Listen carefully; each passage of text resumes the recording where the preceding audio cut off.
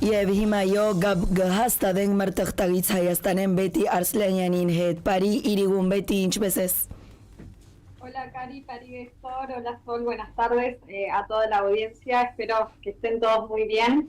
Las saludo desde una Armenia que le quedan tan solo 2 semanas de verano y también de vacaciones, ¿no? Para los niños y para los jóvenes escolarizados. Y bueno, y hablando de eso también aprovecho para saludarlos a todos ellos en el Día de las Infancias. Y bueno, si estamos listos, si les parece, pasamos a la trilogía, la triada de noticias que tenemos para hoy. Adelante, Betty, queremos escuchar cuál fue la noticia más esperada esta semana. Bueno, ahora sí vamos con la noticia que creo que todos estábamos esperando desde hace un tiempo, pero no creo que a nivel de estar esperando algo con ansias, ¿no? Algo claro. Positivamente, sino porque, bueno, en realidad pasó ya mucho tiempo sin que sepamos nada sobre esto.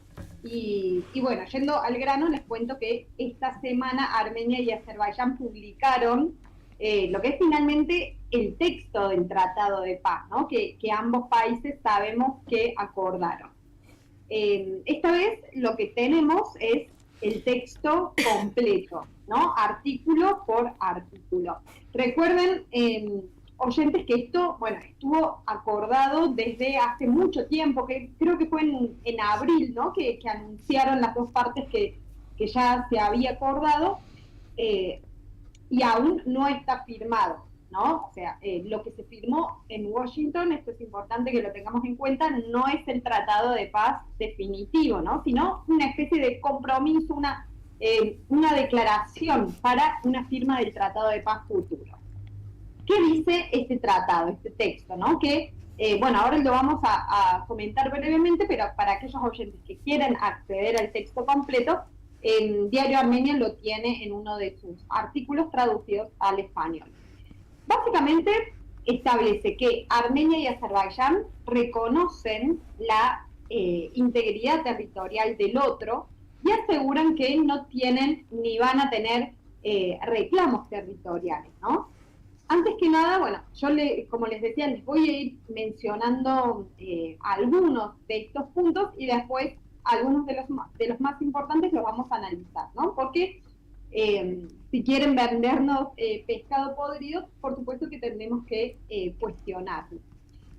Otros puntos es, por ejemplo, que las partes se comprometen a no usar la fuerza, a no intervenir en los asuntos internos de los otros países, entre ellos, ¿no? Y a no permitir la presencia de fuerzas de terceros, ¿no? En la frontera específicamente. Es decir, una suerte de blindaje legal para evitar que haya tropas extranjeras en la región. Tengamos en cuenta que en Armenia hay este tipo de fuerzas, principalmente las tropas rusas, que hay puntos específicos fronterizos que todavía tropas rusas permanecen allí, ¿no? Nosotros habíamos anunciado en estos últimos años o este año también que había puntos como por ejemplo la del aeropuerto internacional Zvartnov, donde había agentes militares rusos, por ejemplo, asistiendo al servicio migratorio de Armenia, y ellos se retiraron ya oficialmente. Esto no quiere decir que no haya rusos en el resto del país, por supuesto que hay. Por ejemplo, la gran base rusa que queda muy cerquita de Gyumri, en la frontera con Turquía, también hay cerca de la frontera con Irán y en distintos otros puntos, ¿no? Y por otro lado también tenemos la misión de observación de la Unión Europea, que esto no son tropas militares, no están armados, sino son simplemente observadores, pero se trata de una fuerza externa, de una tercera fuerza en el país, ¿no? Y por supuesto Azerbaiyán está también en contra de esto. Además, el acuerdo también prevé que una vez firmado, ambos países van a empezar a establecer relaciones diplomáticas plenas y van a avanzar con la demarcación y la delimitación de la frontera. Hay otros puntos también que hacen referencia, por ejemplo, al fin de la intolerancia y al odio racial, o por ejemplo, cómo abordar la cuestión de los desaparecidos durante la guerra y demás. Más allá de lo que dice el papel, ahora la pregunta es qué significa todo esto en la práctica, ¿no? Porque, bueno, hasta ahora no estamos hablando de una firma, sino de un texto que está publicado. En cuanto a esto como les decía, del respeto por la integridad territorial, que se repite 10.000 veces, ¿no? en el texto, les digo que, por supuesto, eso está espectacular, está buenísimo, que se plantee eso y nadie puede cuestionarlo, porque así planteado está perfecto, ¿no? Pero acá la pregunta es, ok, las partes respetan su integridad territorial, pero ¿en base a qué mapa? ¿No? No hay ningún mapa de referencia en esta cuestión. Por supuesto se menciona el tema de la declaración de Alma-Ata, que se firmó, ¿no? A principios de los 90, cuando las repúblicas soviéticas lograron su independencia, pero tampoco hay un mapa anexo a esta declaración. Pashinyan muchas veces dijo que el territorio armenio tiene exactamente 29.743 kilómetros cuadrados, ¿no? Pero Aliyev, que sepamos, nunca reconoció ese número exacto. Y si para él la integridad territorial de Armenia son, no sé, 10.000 kilómetros cuadrados, ¿qué documento es el que asegura eso? Y por otro lado, también otra cuestión importante de este tratado es la solicitud de Armenia y de Azerbaiyán de disolver formalmente el grupo de Minsk de la OSCE, que bueno, durante décadas sabemos que fue el principal mediador del conflicto de Artsaj, y de hecho, bueno, Armenia esta semana ya envió esta solicitud de disolución de este órgano a los países miembros de la OSCE. Es un tema lamentable, la verdad, porque este es era un espacio más que incluía a Artsaj en la agenda internacional, y al disolverse también estamos contribuyendo a que Artsaj quede en los márgenes de la opinión pública, de los temas de la agenda internacional, ¿no?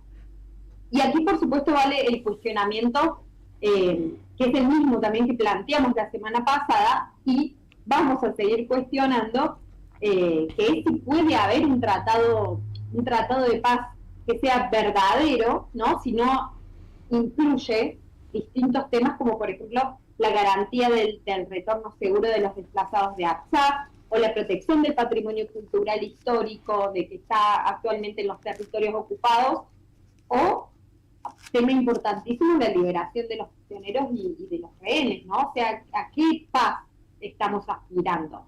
Déjenme decirles que es muy difícil, ¿no? Que haya una situación de paz sostenible en el tiempo, duradero, si ya estamos comenzando así, ¿no? Dejando al margen y obviando, sacando del medio estos temas.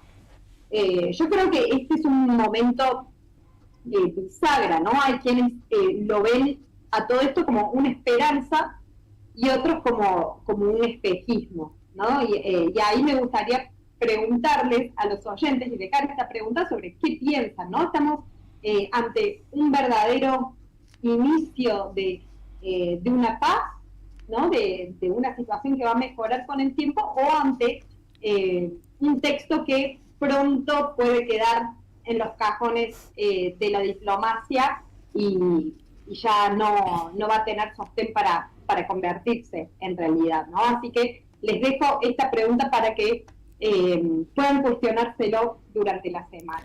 Lamentablemente la historia ha demostrado que nunca se han respetado esos acuerdos, por eso también se cuestiona si hoy en día también se respetará esto que se acordó, y que lamentablemente tampoco se hizo mención al derecho al retorno de la población de Artsaj a sus tierras.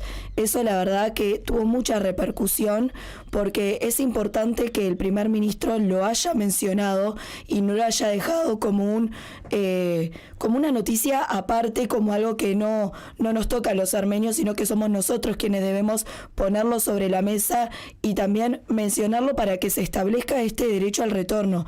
Es muy lamentable que lo hayan dejado por fuera de este acuerdo que, si bien no fue firmado, sí fue publicado todos sus artículos. Uh-huh. Sí, así es. Y también hay bastantes análisis que plantean, ¿no?, la cantidad de beneficios que tienen el resto de las partes y en esa cuestión de los beneficios, Armenia un poco queda sin ninguno, prácticamente, para decirlo de forma breve. Betty, si hablamos ahora de la noticia más preocupante, ¿qué nos podés contar? Bueno, si hablamos de la noticia más preocupante de la semana, sin duda creo que tenemos que detenernos en el caso de Zambel Karapetyan, ¿no?, el empresario, dueño del grupo Dashir y uno de los hombres, podemos decir, más influyentes de origen armenio en Rusia, que bueno, apareció esta semana con un mensaje. Recordemos que él está en prisión, ¿no?, que muchos sectores califican esto que le ha ocurrido a Zambel Karapetyan como una persecución política, ¿no? Y esta semana él anunció la creación de un nuevo movimiento político. En realidad ya lo venía diciendo, pero esta semana dio el nombre que traducido al armenio sería a nuestra manera, ¿no? Creo que esto no es ya lo preocupante en sí, ¿no?, la creación de este movimiento, sino lo contrario, porque siempre está bueno que los actores políticos se renueven, que haya nuevas opciones políticas. Sin embargo, el día siguiente que anunció sobre este movimiento, también se anunció el Tribunal Anticorrupción que Zambel Karapetyan permanecería en prisión por 2 meses más. Ya lo habían detenido 2 meses como medida medida preventiva, y esto se va a estirar 2 meses más. Los abogados insisten en que no hay pruebas suficientes para tomar esta decisión y bueno, denunciaron que hay mucha presión política sobre este caso.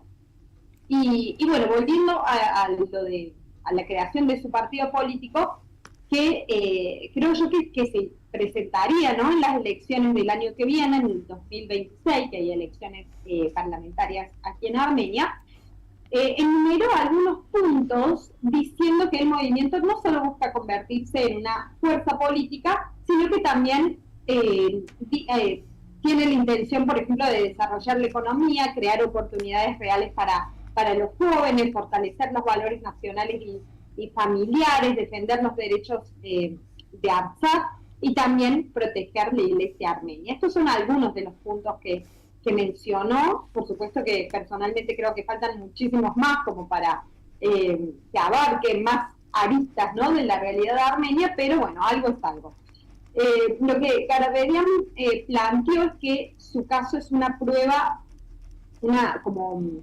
que sirva como prueba, ¿no?, para que el sistema judicial de Armenia, si se anima, los jueces principalmente, a actuar con independencia o si van a decidir terminar respondiendo al poder político.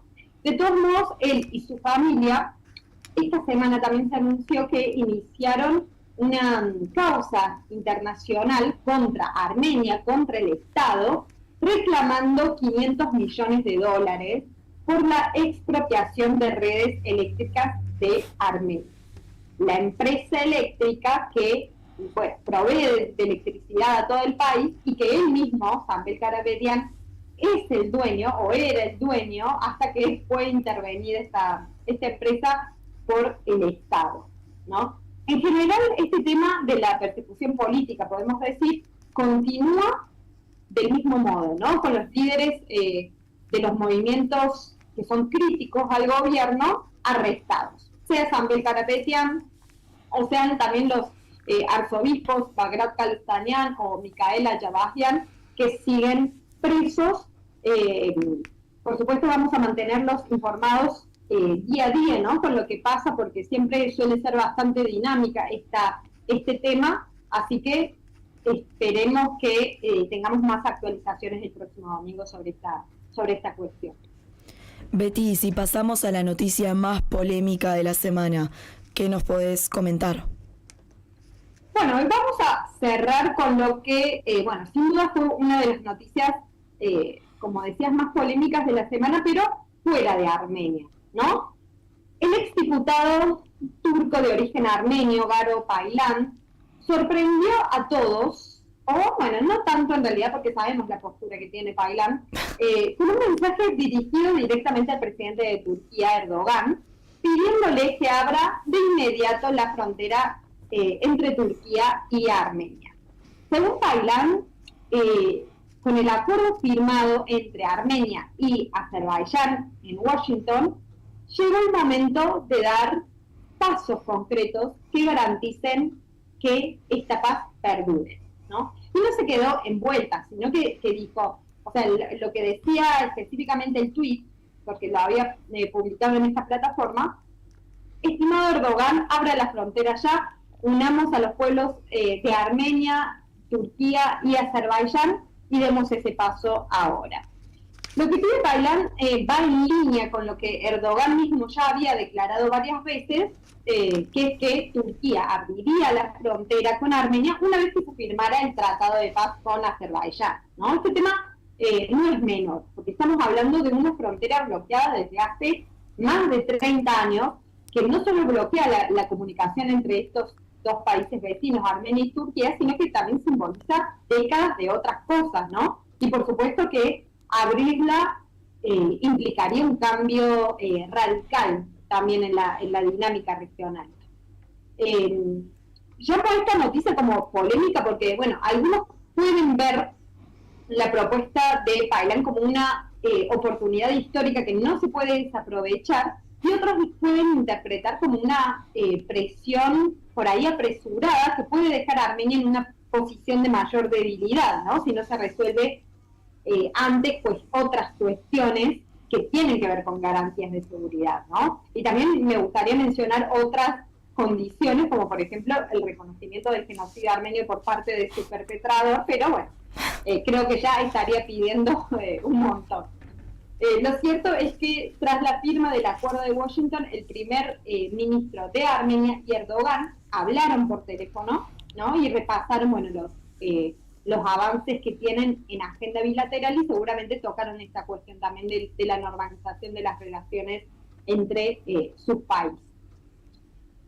Para cerrar esta noticia también les dejo otra tarea más para hacer y pensar si consideran que es momento de abrir la frontera sin condiciones, o primero hay que asegurar que los temas de fondo entre estos países estén resueltos. Y de esta forma cerramos el reporte de esta semana, y también les comento que mañana estaría llegando a Armenia el presidente de Irán, Masoud Pezeshkian. Seguramente hay mucho que hablar entre las partes, se va a reunir con el primer ministro Pashinyan, seguramente con otras autoridades también. Hay mucho que aclarar, mucho que ponerse de acuerdo luego de lo que pasó en Washington la semana pasada, ¿no? Y el acuerdo de que Estados Unidos tome la gestión total de lo que sería la carretera que dividiría a Armenia de Irán, o que pasaría por ahí, por muy cerquita de la frontera con Irán, ¿no? Es bastante compleja la situación y los vamos a mantener actualizados también con esto la semana que viene. Muchas gracias por estar del otro lado y nos reencontramos el próximo domingo. Muchas gracias, Betty. Nos reencontramos el domingo que viene. Que tengan feliz semana.